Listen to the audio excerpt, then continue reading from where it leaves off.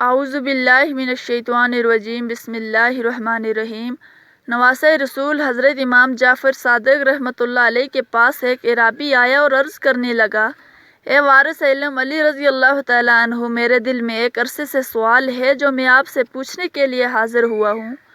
حضرت امام جعفر صادق نے فرمایا، بتاؤ کیا ہے؟ تو راوی عرض کرنے لگا، ایک عرصے سے میں یہ سوچتا رہتا ہوں کہ الو ہمیشہ ویرانے ہی میں کیوں رہتا ہے؟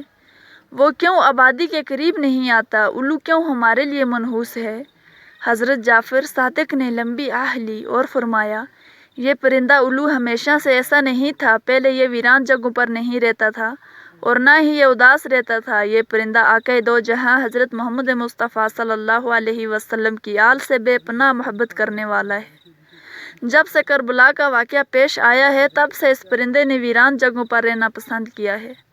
جب الو نے دیکھا تھا کہ میرے جد امجد حضرت امام حسین رضی اللہ تعالیٰ عنہ اپنے قافلے کے ساتھ میدان کربلا میں تشریف فرما ہیں، تو یہ پرندہ 9 محرم کی رات کو میدان کربلا میں پہنچا۔ وہاں پہنچ کر اس نے امام حسین سے عرض کیا، اے نواسۂ رسول صلی اللہ علیہ وسلم، آپ مجھے حکم کریں تو میں بھی ان لوگوں کی فوج لے کر آ جاتا ہوں اور ہم سب پرندے بھی مل کر آپ کے ساتھ لڑیں گے۔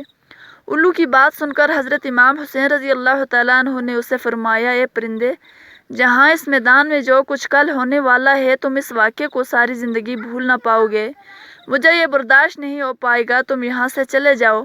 میں اللہ کی رضا پر راضی ہوں۔ حضرت سیدنا امام حسین رضی اللہ تعالیٰ عنہ کی زبان اقدس سے یہ الفاظ سن کر الو بہت پریشان ہوا۔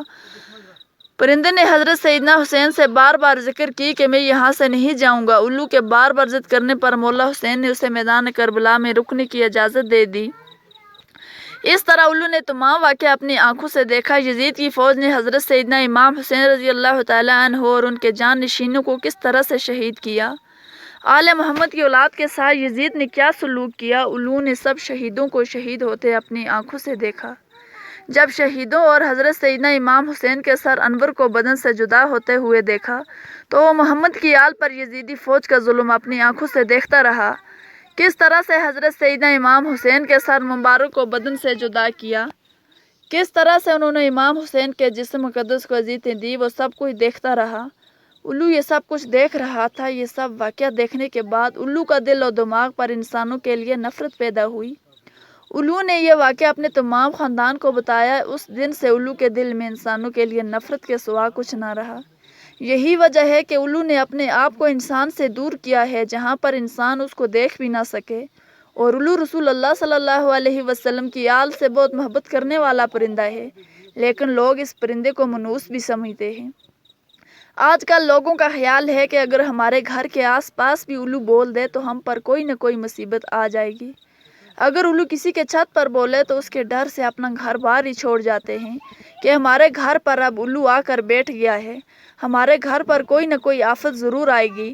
اس لیے دوستو، آپ اس جاہلانہ سوچ سے ہمیشہ بچ کر رہیں۔ پیارے دوستو، ہم آپ کو الو کی ایسی باتیں بتاتے ہیں کہ جس کو آپ پڑھ کر اور سن کر حیران رہ جائیں گے کہ دنیا میں الو کی 510 اقسام ہیں، لیکن الو کو خاص طور پر 2 قبیلوں میں ہی تقسیم کیا جاتا ہے۔ نمبر 1 برا الو، نمبر 2 ٹریول الو۔ یاد رہے کہ دوسرے جانور اور پرندے انسان کے دشمن ہو سکتے ہیں، لیکن الو انسان کے فصلوں سے کیڑے مکوڑے اور حشرات کو جڑ سے ختم کرنے میں مددگار ثابت ہوتا ہے۔ اگر الو کو کسان کا دوست کہا جائے تو اس میں کوئی حرج نہیں۔ اگر ہم الو کی عمر کے بارے میں بات کریں تو اس کے اوسط عمر 20 سال ہوتی ہے۔ الو اپنا گھر درختوں پر بناتے ہیں جو تقریباً زمین سے 20 میٹر کی اونچائی پر ہو۔ اس کے علاوہ الو ویران جگہوں پر اور قوموں میں اپنا بسیرا بناتے ہیں۔ اکثر لوگ دوسروں کو تنقید کا نشانہ بنانے کے لیے الو کا لفظ بولتے ہیں کہ تم الو کی طرح نظر گھماتے ہو۔ یہ بات غلط ہے۔ یہ الو اپنی نظروں کو گھماتا ہے۔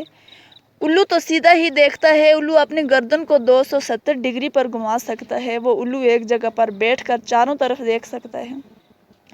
اس کے اوپر دوسرے پرندوں کی نسبت بہت ہی ہلکے اور ملائم ہوتے ہیں۔ جب الو اڑتا ہے تو اس کے اڑنے کی آواز نہیں آتی اور بہت ہی آسانی کے ساتھ اپنے شکار کو حاصل کر لیتا ہے۔ پیارے دوستو، بے شمار ملکوں میں لوگوں کے عقیدے الو کے بارے میں مختلف دیکھنے کو ملتے ہیں۔ برطانیہ میں الو کے بولنے کو منحوس سمجھا جاتا ہے۔ جنوبی افریقہ میں الو کی آواز کو موت کی علامت تصور کیا جاتا ہے۔ کینیڈا کے لوگوں کا خیال ہے کہ اگر 3 دن مسلسل الو بولے تو کسی کی موت واقع ہوتی ہے۔ امریکہ کے لوگوں کا خیال ہے کہ الو کو دیکھنا بھی منحوس ہے۔ چین والوں کا یہ نظریہ ہے کہ اگر کسی کو الو نظر آ جائے تو محلے میں کسی نہ کسی کی موت واقع ہو جاتی ہے۔ ایران میں الو کی اچھی آواز کو خوشی کی علامت ماننے اور بری آواز کو منحوس مانا جاتا ہے۔ ترکی میں بھی الو کی آواز کو اچھا تصور نہیں کیا جاتا، لیکن سفید الو کو صاف مانا جاتا ہے۔ ہندوستانی لوگوں کا عقیدہ ہے کہ الو کی آنکھ کا کاجل بنا کر لگانے سے رات میں بھی دن کی طرح دکھائی دیتا ہے۔ الو کے ناخن بچے کے گلے میں باندھنے سے بچے کو نظر نہیں لگتی۔